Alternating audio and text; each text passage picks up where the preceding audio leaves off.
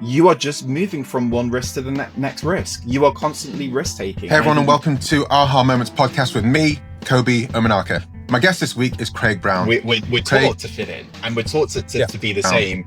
Craig is a stockbroker turned startup savant, and this is the first time I met him. And I should say, this is the first time I've met some of these people in this podcast, and I really enjoy having these conversations. And Craig was no different. Are you actually spying on me? Have you got a camera in my face right now? Because it was really interesting to hear him talk about how he changed his career after only 3 years working in the city. He escaped the city and took his life in a different direction after a bit of soul searching and went in the direction of startups.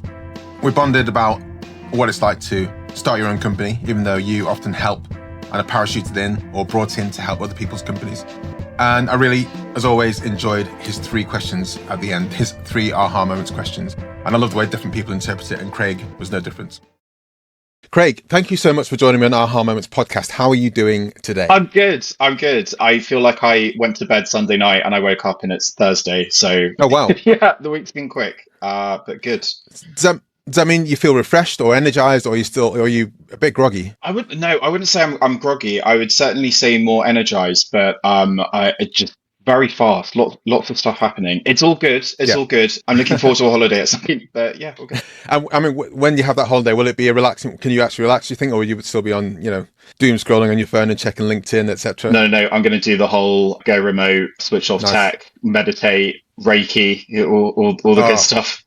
I don't think I've done that for like 10 years. And when my wife and I went on holiday to Cuba at a time where there was super limited access to Wi-Fi and technology in between places. And at first I was like freaked out, but at the end I was like, this is the best thing in the entire world. Yeah. But I think I need to do that. I think I need to do that. Yeah, I'm trying not to use the phrase digital detox, because there's just something about that phrase that just wants me to slightly vomit in my mouth. But I like the spirit of that is kind of what we all need. What's going on? Yeah. So can you give me a bit of a background about yourself, Craig? We connected via the Growth Mentor platform, which I'll touch shortly. But where does your career start? Where does your work life start? Yeah. So first big adult job was in banking. I was a stockbroker. So I worked for kind of one of the big name banks, and helping big institutional investors understand what type of investments they should make, working with our own research analysts to understand what calls in the market they're making, and how we can kind of tell a story on some big name companies in a direction that they're going in. And it was quite an exciting job, and it was very fast moving. And so I probably already ticked a few boxes in the first job in terms of fast paced storytelling. But after 3 years I was like, maybe not quite the right fit. Sure. When you said the but there, what happened after 3 years? Or was it like an ebbing, like day by day? It was like the weights just got heavier in a way. Yeah, I think it was that thing of every day's different, and yet every day is the same at the same time. So there would be news in the markets, results season, new kind of stories on companies coming out. Our analysts will come up with new takes on the direction certain sectors and companies are going in. And, in some ways it was interesting. And then in some ways it just started to become quite monotonous and quite samey. And then I think I felt like quite quickly I was plateauing. And I guess I have this low boredom threshold or high boredom threshold, however you put it. I just feel like I need to be constantly moving. And I think I just got to the point by year 3 that I was like, I don't think this is going to change, no matter how senior I become. And I need to do something else.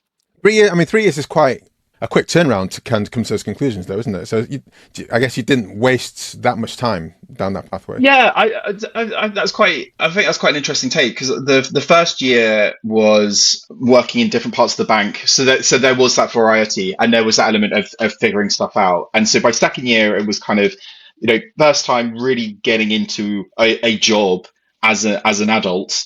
And just kind of enjoying the life of, I'm taking home a salary and I live in London and this is cool.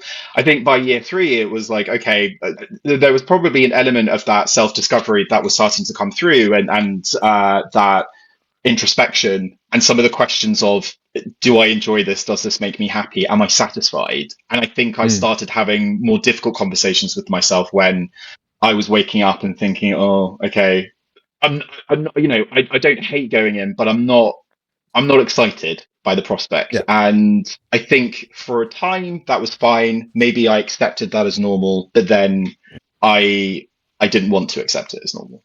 I mean, that's fair enough. But like I said, I think they're still very, very quick to kind of come to that conclusion, unless your job and your future career. Sometimes you can kind of sense from day one that, oh, I've made a huge mistake.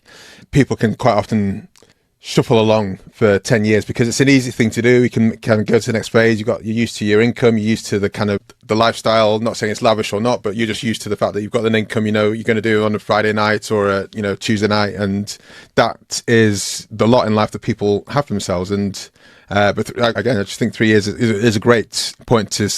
Is it mature? I'm not sure mature, but I'm impressed in a way that after 3 years you're like, this. Let's take the next step.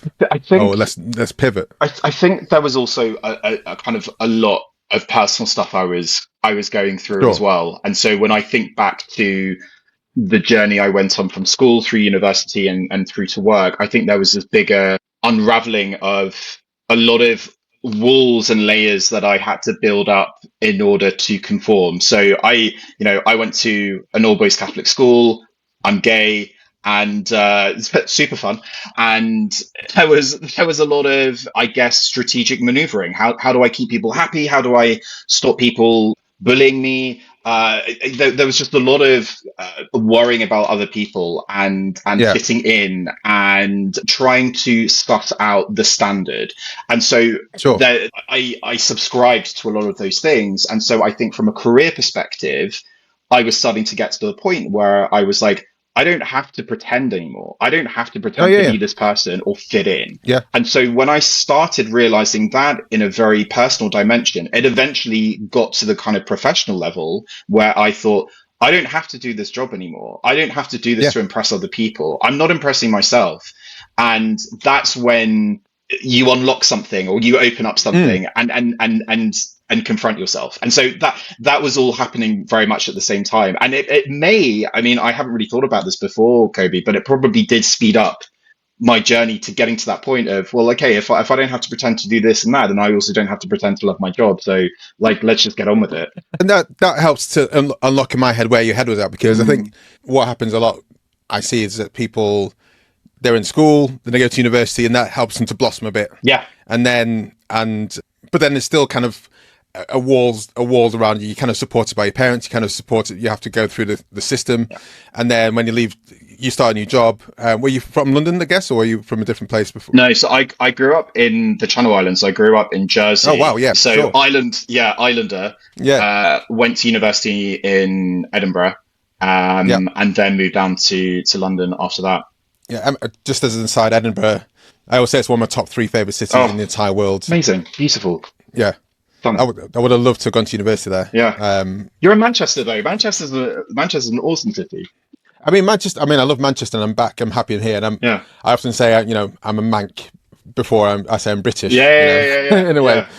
But I, up until the pandemic, for like a decade, I was at Edinburgh every single year in the dreaded August time when the festival was on. Oh yeah. But I couldn't. I was happy as a pig in shit during that month, and loved everything about it. Yeah. But so you've gone from Edinburgh to London, and then it gives an opportunity to then spread the wings even wider, and then it's the why wait, I guess. So this all kind of makes sense to me. Yeah. So how did you even like think about what the next stage was? From investment, stockbroker, banker, working in institutional investment, because that's an experience I had prior to pandemic and pre-pandemic, working with a company which is now called Proximity, which was spun out of Citibank, all about institutional investment and shaking up the industry there, because there's a lot of silly nonsense that happens there, which I was really surprised at how much stuff goes on, which doesn't like being like share voting being shared by fax and by post. I'm just like, why is this still a thing? Why is this even a thing when you can like get an Uber? It's just like makes no sense. Exactly. So these things are happening, and what do you even consider to be the next logical step there? Did you take a pause, or do you meet someone who's like, actually, this could be the way for me? Yeah, I know. I wish at this point I had this story of I got discovered and I got signed to this film and that was it. The rest is history. Uh, I think I knew that I didn't want to be where I was, and I felt Yeah, this very profound friction between what I'm doing today, what my job entails, and me not enjoying it and me not wanting to be there. So it was like this kind of big call to freedom inside that was like, you've got to get out. And I yeah, don't think I could have figured out where I go next or what I wanted to do next without having made that step. So I basically made this blind leap out, and I didn't have anything planned. I was like, it's I've got to go. I've got to go. yeah. And so I basically put my hand up and I said, I'm like, I don't, yeah, I don't want to be here anymore. And I Nice. can't do this. And like, they were very helpful with that. So I took about a year out, and it was probably one of the most difficult years of my life because I thought these ideas or this inspiration would come to me of what that next step would look like, and it didn't, and I had no idea and I had no clue. And I think that is when it really hit me just how much I had changed myself in order to adapt into society and be Mm, the thing that I thought society wanted from me and expected from me. And that's just the that was just the trauma response of the shit that I went through in school. And so it was the mm. beginning of that process of peeling back the layers of that onion, or Yeah, yeah. rather that, those things that I had to pretend to be. And so I think what's difficult is when you go through a process like that, you don't know what parts of you are necessarily real or what parts are manufactured, and what you had to do in order to survive. And so that's really kind of what happened that year was, all right, I have to kind of start leaning into doing stuff I actually want to do, which weirdly is very difficult and Oh, scary yeah. when you're not used to doing that. And so I really started to explore different ideas. And so it really took me about a year to think, I want to work for a smaller company. I want to work for a cool company where I can wear my own clothes. I want to work for a company that has a mission and a purpose. And that's where I discovered tech and startups and cool people and the ability to not wear a suit every day. And it was great. I mean, one ish change I made was I was working with, I used to work in oil and gas, and then I Oh, worked in, and that's not in the finance world. It was uh, as a chemical engineer, oh wow. designing the plants and things like that. Oh, super And cool. then I moved to a company in Norway from Manchester, and from there it was like in the Manchester it was like shirt, tie, suit if you were meeting a client, and I went to like Norway where it was like I wore a Superman hoodie every day, and if you really wanted to, you could wear a shirt and tie, if you're going to meet a client, but no one really gave a shit. Yeah. And I was like, oh, right, this is better for me at least. And it's interesting how those things can just unlock yourself. Totally. And I would imagine that at your school, like mine is like the uniform was quite regimented, Oh, which has positives and negatives yeah. to it, Yeah. certainly, but it's still like you're fitting within a box, or you're fitting within like what you're perceived to be, or Yeah. whatever you're supposed to be, and then you go into work where I'm sure you're like, dude, where's your tie? Where's your jacket? Kind of thing.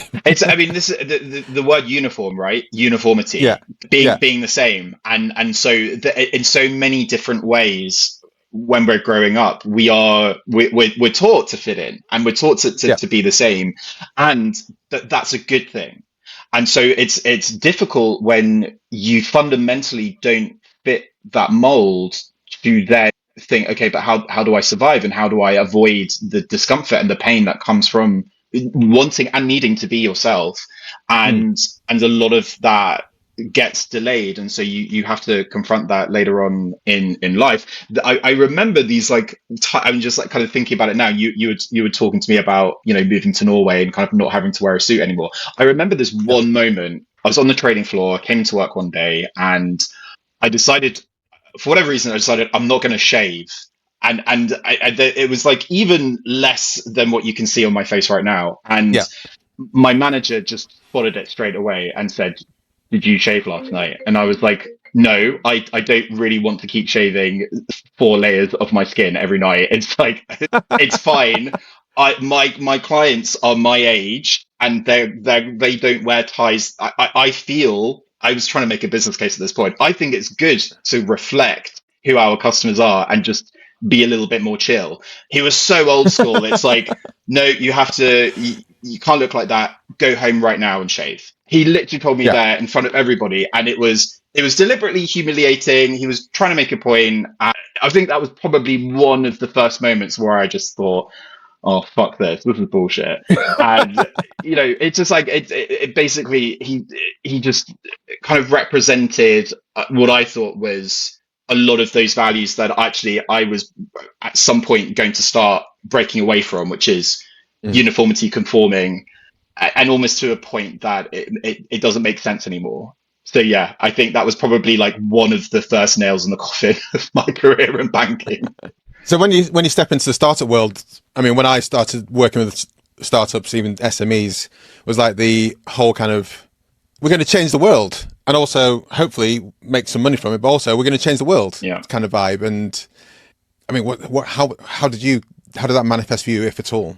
I loved it, and I still love it, and Yeah.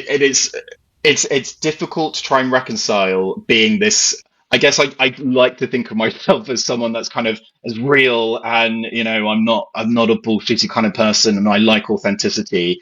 And I think I mean, I'm half Irish and half British, so I actually feel kind of both cultures are kind of quite like this. We Mm. don't kind of celebrate or admonish this kind of big vision and almost this delusion of wanting to do something big and great. It's a little bit like, all right, chill out, stay in your lane.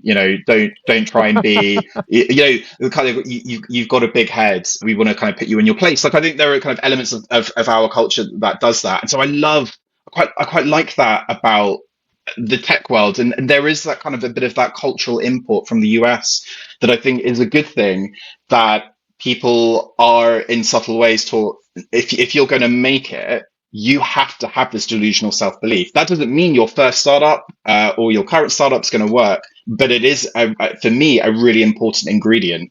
And that is something that I've found quite infectious. So if I go to events where I meet other founders or other people in the startup world, there is that energy that I think is actually quite fun and cool. So how do you describe your role now, your job now, your career now? So I run a product marketing consultancy for B2B SaaS. I'm very lucky. I get to work with different startups, founders all over the world, Mm. helping them figure out their growth challenges, specifically around how they position their products in the market, who they're targeting, and how they engage and communicate with that target buyer. These are all really fundamental challenges that early stage and growth stage startups face. And in my career in working in startups, I feel like I've had this kind of education, and it's also really Mm. tapped into this love of building things. And I think when I look back through my career, I've always been building. And I reached a point. I remember the last startup that I worked at. I wasn't there for very long, and I really liked the team. I really liked the product, but I just realized I needed to start building my own thing.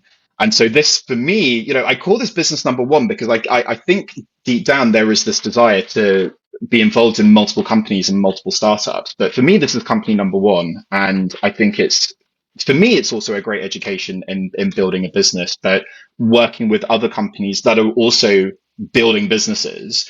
And so right now, I'm a one person, business, but Yeah. this year is very much a big focus on my own go to market and hiring and building the team. And I've been doing a lot of figuring out with the business, but yeah, very much in business building mode. And I feel I've made that transition from being Craig the freelancer to Craig the consultancy agency owner and builder. I mean, that's similar to position to where I'm at now, because it's kind of strange where I'm often work with companies and I'm helping them to scale up and build. And now I'm like, so I've always been a freelancer, and now I was like, oh, okay, so what's it actually like to have a bit more of a base and build up something that's more than just me, so I can work in a different way within the business, not servicing clients directly, but actually build out and maybe do a few things I'm a bit more interested in. Yeah, and totally. it's actually it's kind of like, why is my head not getting around this? Why can I not wrap my head around what I need to do? Yeah. Because I can see other people's businesses and go, this is what you need to do, I'll help you do that. But looking at myself, I'm like, Kobe, you know what you need to do, but why aren't you doing it? I'm honestly having exactly the same conversations with myself this week. I've had this conversation with different people, either in a similar situation or just doing the coffee catch up. And they're like, what do you need to do? And I'm like, I think actually in the last couple of months, I've figured out those next steps.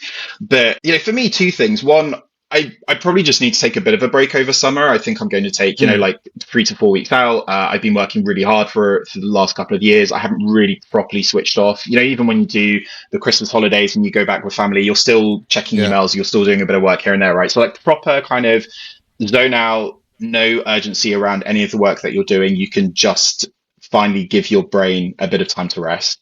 But I think, which I find really fascinating, is that, you, Kobe, you've made the decision to start your own business and businesses, right? mm, I've made the decision to launch my own business, and it's a risk, and we taken the risk, and I think that's really cool. And then we kind of went. I mean, I'm sorry, I'm not going to speak for you, but I'll speak for myself here when I say I feel I got to a point where I then said, okay, no more risk taking. And it's like, well, hang on, you're building a business. You are just moving from one risk to the next risk. You are constantly risk taking, and I think you have to be in yeah, that mindset. And I had to check myself recently because I was like, oh, hang on, I'm falling into that trap. I'm playing it too safe. It forced me to step back and go, what do I need to do now? I'm ready for the next step. I've been ready for the next step probably for a while and just didn't realize it. And I'm probably being a bit unfair on myself, but there is just the next risk that you now have to take, which is bringing on someone in a fractional capacity or just investing a lot more financially in growth initiatives. It could yeah. be a number of those things, but I think it's that, it's just a new plateau that we've reached, and we've just got to now take that step outside of Just the take the next new step. comfort zone, which is bigger than it was before, but we've now got to the boundary of that comfort zone, and it's time to move on. So before we get to the questions that I ask everyone, Yeah. how do you mentor, help, work with the startups, companies who are trying to get that product market fit or trying to connect with their clients? Is there, I know it's how long is a piece of string, but is there a key process or a key thing that you look to help unlock with these companies, with these founders? Yeah, so yes and no. No, because there are always differences in the Mm, approach that I have to take with each company that I work with. So, for example, right now I'm working with a health tech company. The platform is huge, and normally I would say you've built too much, but actually for the platform for this product, it has to be that way. Like that is the only way. So there's no that half there's measures. no, yeah, Yeah, so it's not, I can't turn around and say you've got to get super specific around the problems and challenges your product solves. Like this product has to be broad to do what it does. yeah, So I love that because it's a new challenge. If you are an early stage business, you might be figuring out the first tenets of your product positioning, which is who are the buyers that you are targeting? What problems that are unresolved are you looking to solve? How are you looking to do it differently versus competitors and alternatives in the market? And on an emotional level as well, what movement are you building that really speaks to your customer, your target customer? Because I personally think it needs to be more than you're solving a problem. I think there needs to be a kind of an emotional dynamic that you are making this change in the world, which sort of goes back to the conversation we were having, which is this very kind of you know Bay Area, San Francisco-esque kind of change the world mindset. I think there needs to be that ambition that actually is part of that value proposition, or rather part of that narrative. So these are the things that I'm always trying to figure out. And so when I say no, there of course have to be nuances in the approaches that we take, and of also course. the challenges that I'm trying to solve. One company will say, "Look, we're really super clear on the customer. We're just not sure which of their problems we're solving." Or someone else will say, "We've got this problem that we're solving, but there are a million different people we could solve this problem for." So essentially, it will come down to three things when I'm working with a startup, which is to say, okay, who are you targeting? And what problem are you Hmm. solving? And then how is your product going to uniquely solve that? And those three things can be constantly moving as you go on that growth As you journey. In yeah, the early days, if you make pivots, those are the three things that might change. but that ultimately is the focus around when I go through positioning and messaging. And sure, I've got frameworks and processes that we go through and the workshops we deliver, but ultimately those are the three questions that I'm looking to answer. Perfect. And it's hard. It's hard, and Really hard. working with founders, working with people at the stage, working with myself, it's like it's tough to answer those questions. You think you have a vision of it being one way, and it's hard to accept that maybe it's not that way. Ooh. But then options B and C might also be equally like great that you hadn't really considered. So yeah, it's quite an emotional journey as well, working with founders, and especially in the kind of the mentoring side of things. So there's one thing where I'm doing the project work and we're doing kind of really strategic stuff, but on the kind of mentorship or coaching side, it's quite emotional stuff where you're saying to a founder, look, it's time to get narrow on who you're targeting. And there's this kind of fear of, we're going to leave money on the table. I need to grow. And overcoming these very understandable concerns. And, sometimes the conversations can get to kind of deeper places. And I think there's something quite satisfying about, understanding where people are coming from. And again, it kind of it goes back to the conversation we were having, before, when I was talking about taking the risk of starting a business, and then you stop taking a risk. I sometimes see that with startups when they go, okay, building this startup, we've sort of narrowed down a bit in terms of who we're serving, the problems we're solving, but then they kind of stop because they're worried, about going too far or getting too narrow, because maybe they will, leave money on the table. And the message is like, you've actually got to keep going.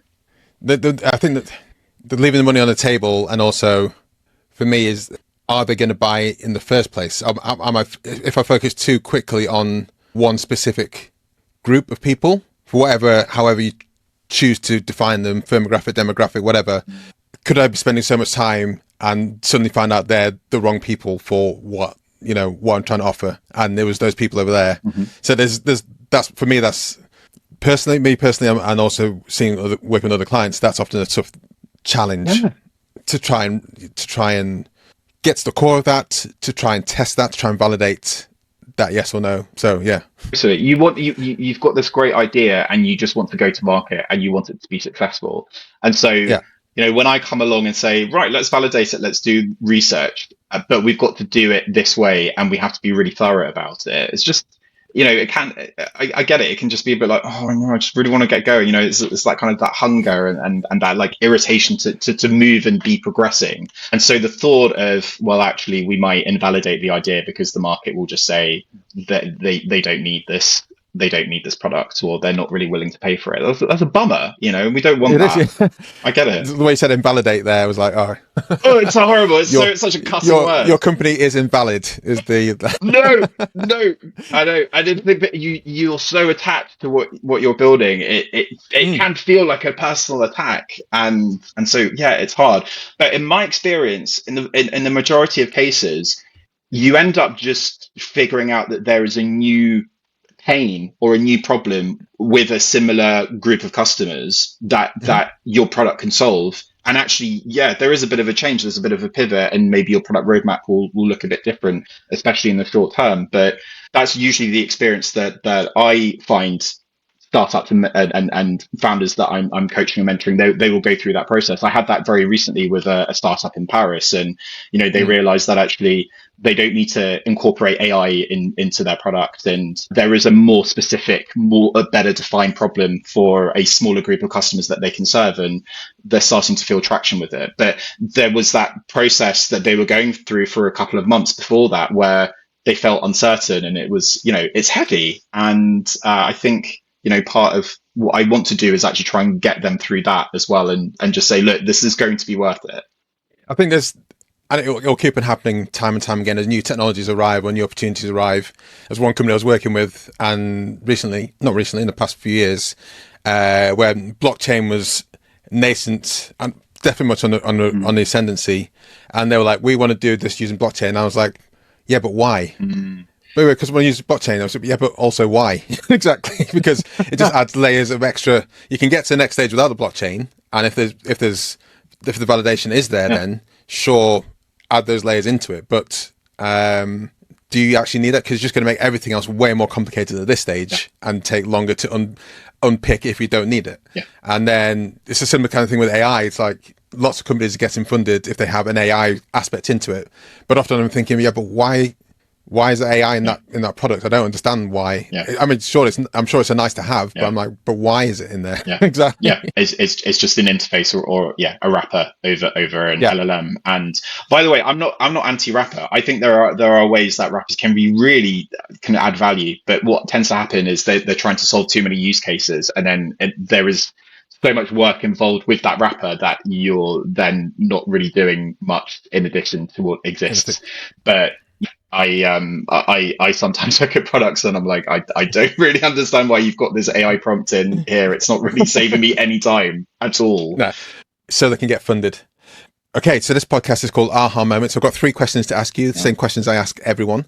First question is, can you think of an aha moment for your clients or your clients' clients, I guess? And how did you find that aha moment for them or yourself? And how did you get them to that moment? So how do you get to that moment where they realize the aha moment as soon as possible? Yeah, I'm going to be really boring and anonymized about how I talk about a couple of the client that I was speaking to recently. They were struggling with market traction. The thing that really struck me first when I visited the website was just how big and ambitious the positioning of the company was, or rather the problem that they were trying to solve. It was very much kind of transformation based. It was, transform your culture. And it's just like, that's such a big thing that the small early stage tech company is proclaiming to solve, is workplace culture. I don't even know what that means. And I kind of spent a lot of time saying, look, I'm really sorry. I'm just going to ask you really dumb questions, but I really need to understand what any of this means. And we basically got down to transforming. I shouldn't use the word transformation because it's literally what they were promising to their clients, and that was the problem. We're moving away from this transformation message, which is, transform this big thing, down to what is this existing process that you're just helping to make better in some way. It feels less ambitious, but actually it's much more commercial, and it's easier for someone to kind of go, oh, okay, you can make my survey generation as part of my research process a lot easier and quicker and more accurate, rather than transform your research. It's picking one constituent part of the process that hasn't been touched and you're making a lot better. So this was the process that I was going on, and I just remember that they kind of got to the, oh, you're right, this now finally makes sense. There are kind of 2 things in particular that we do that a lot of people get excited about, but our messaging is completely kind of diverged from that. And they felt they had to speak to this kind of higher value of workplace culture that they're transforming. So I think for them, that was probably the aha moment. Once we started getting into what a customer's saying, let's look at transcripts of conversations. When you have your future conversations coming up, here are the questions to ask them. So I think that was kind of the first moment. And then for another, I think pretty much every single person I've spoken to has said, what are your customers saying? Have their conversations. This is, a perfect use case for AI is those transcripts and bunch them all together. What's the commonalities? What's common themes? Using the exact words that they say, and being open to what you find out as well. 100%. I think right now, when we do a customer research, I think we look for the obvious things. I want to save time. I want to make more money. I want to bring in more customers. And so that can be the thing you focus on, as opposed to the more emotional layers or some of the social dynamics of why you want to look better versus competitors in a particular way, or when you're thinking about how you can make the life of that target customer better. I think when it comes to aggregating customer research, the only concern I have still with AI is its inability to really pick up on nuance. And you can look at a transcript and someone will articulate a point and say, yeah, I really want to solve this problem, or, this is really annoying, or this is really frustrating, but it doesn't necessarily capture the I guess the nuance or the weight of the emotion that they use to actually articulate the point. And that's something I really look out for. So if someone speaks about something in a really passionate way, that's something transcript doesn't do that. It just doesn't, maybe AI will get to that point in the not too distant future. But I would say it does solve some of the challenges that I have when it comes to, look, I need to aggregate data across all of these transcripts, and it can pick up some things like, what are the common jobs that they're trying to accomplish on a day-to-day basis? What are those classic obstacles that prevent them from doing that job to a better quality standard or faster? But it doesn't necessarily pick up on whether something has been articulated with a particular weight of emotion that makes me go, okay, this is something that's Yes. interesting here, and actually maybe something we want to incorporate in messaging, or something we want to drill down to and even more to understand better. So that's where I would say right now I think there are limitations to what AI can do, but it's definitely come on leaps and bounds from where we were even 2 years ago. Yeah, absolutely. So we'll go into the second aha moment. I know you had another one prepped, but I think one is a great thing to take away if that's all right with you. Yeah, let's Unless do you it. want to. Yeah. So the second aha moment question: product or service that you buy or bought into. What was your aha moment for you personally with when you found that? A multi-marketing agency founders, they've gone on the journey before, and I came across them either through other people that have worked with them, or they reached out to me through email or LinkedIn or whatever. And basically their offer is to understand how I get from what feels like freelancer stage to marketing agency stage. And they were just articulating very specific pain points and feelings and emotions in a way that just makes me go, exactly the experience that I'm going through. And I think there was just such a level of precision and empathy in their messaging that made me think, I need you. I don't care if you're more expensive than some of the other options that I was considering. You get me on such a level. And I think there's that emotional connection that, again, I think is so powerful when you bring to product messaging, company messaging. That is why I think, in the age of AI and the ability to build and replicate products, there needs to be something a bit more emotional and really build that understanding of the consumer that you're targeting, which is why, again, I think it's really fundamental for early stage startups to be clear on who they're targeting and the problems that they're solving.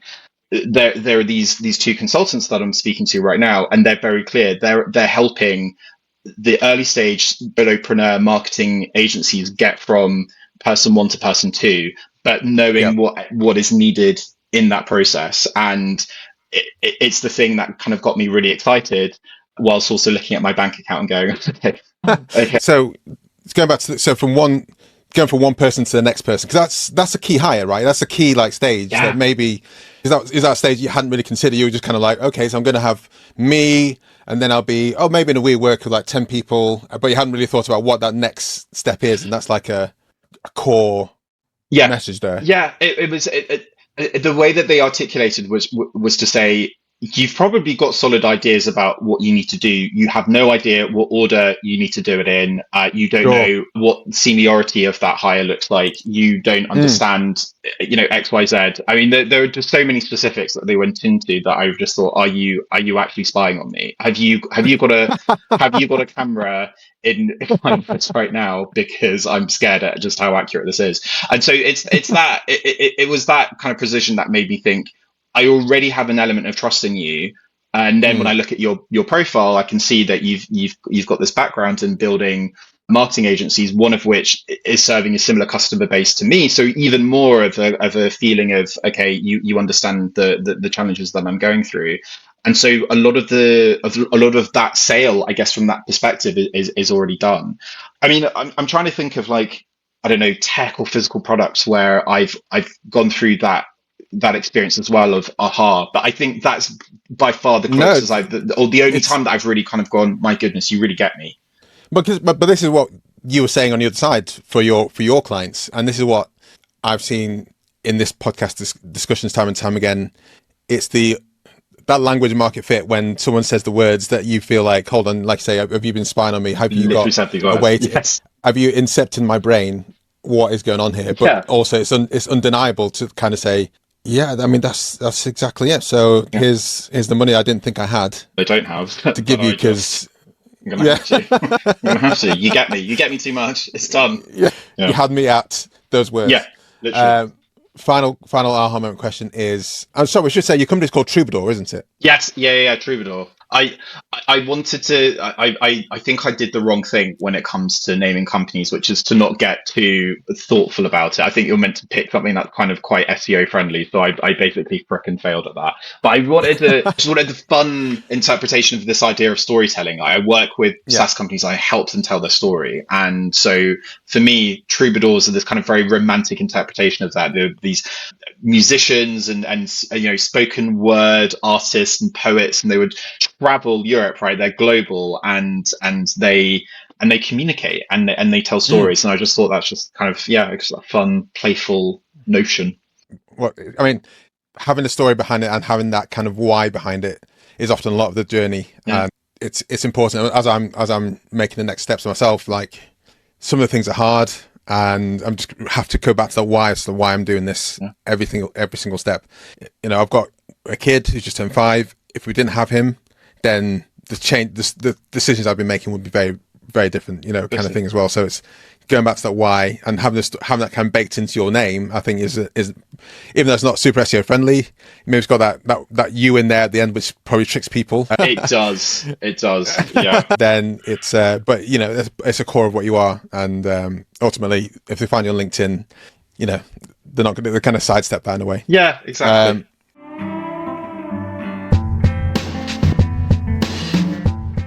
So this final question is an aha moment or life hack.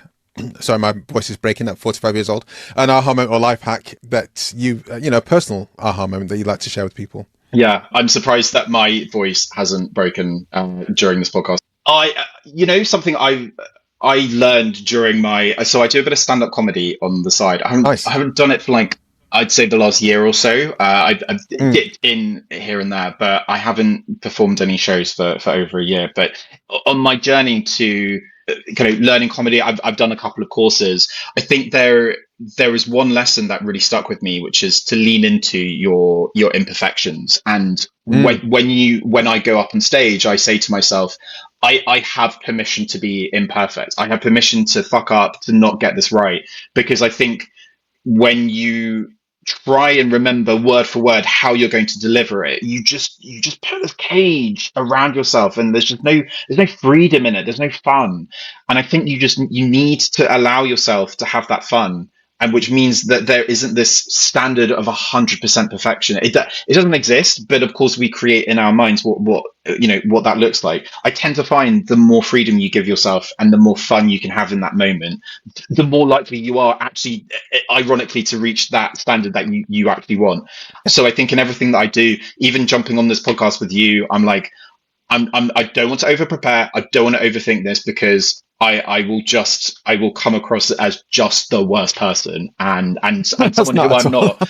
And Yeah. I've got to allow myself to just not do it 100% perfect. It's just not fun. I love that. I've had that like many times in I guess in sports in some way. I've had those moments where I'm not a good footballer, but someone's just passed me the ball, and I'm like, fuck it, I'll just go, and then run through people and scored a goal in it. And I'm like, I don't know how I did that, and there's no way I can recreate that. Yeah. There's no way I could train to do that. That's it. Even if I tried. Never again will that ever happen. But that was beautiful. Yeah. And no one was there to record it. Why? Yeah, exactly. Yeah, this is pre-phones, iPhones, and stuff like that. And yeah. I was like, so I still live in that moment sometimes, and Yeah. But you will create another moment that is completely different but completely awesome. Absolutely. In its own way. Absolutely. Yeah. I'm learning the guitar now. I've played guitar since I was a kid, but I've always just played songs and like forgotten them as soon as I've gone. And then I'm learning properly now and learning the scales, learning the notes. Yeah. And that gives you that bit of freedom to go, oh, if you make a mistake, actually that's fine. Just bend it into something else, and that could be a different direction that you hadn't expected before. And then you're like, oh well, now this is a thing you do. It is. It's like it's this completely unintentional creativity that you're like, oh shit, I've stumbled upon something quite good here. Yeah. Now, the analogy I give to people is you're fluent in English, but that doesn't mean you know every single word in the dictionary, and you just don't need to know. You just need to know that you can get to the understanding in however many different kind of routes. Exactly. And when you learn a new language, often you're frustrated because you don't know the words, but you don't need to know the words. You just need to know how you want to say the thing, and you can get there. Yeah. It might be choppy to start off with, but you'll get there, and you'll get better at doing the same thing. And there's something beautiful about the journey and getting there as well. It's more satisfying, but I think there's a lot of character building on that as well that you don't get from just knowing it straight away. Absolutely, 100%. Craig, thank you so much for joining me. Are you happy for people to contact you on LinkedIn or via your website, which I will include in the show notes and comments if you want people to? Yes, yeah. So. Otherwise, absolutely, yeah. Contact me. Just add me as a connection on LinkedIn or drop me a message, whatever. LinkedIn is usually the easiest place to get me. Perfect. Thank you so much. I've really had a blast chatting to you. And thanks a lot. Yeah, thank you very much. Oh, thank you so much for listening to this podcast, this episode of Aha Moments podcast with me, Kobi Omenaka, and my special guest, Craig Brown. Craig, thank you so much for joining me. It was a pleasure meeting you, and I know we will connect after this. If you want to connect with Craig, head down into the show notes, head down into the comments if you're watching on YouTube, and all his details there. Click the link to his website, troubadour.co, and click the link to his LinkedIn. He said he's happy for you guys to reach out to him and say hello. So please do that.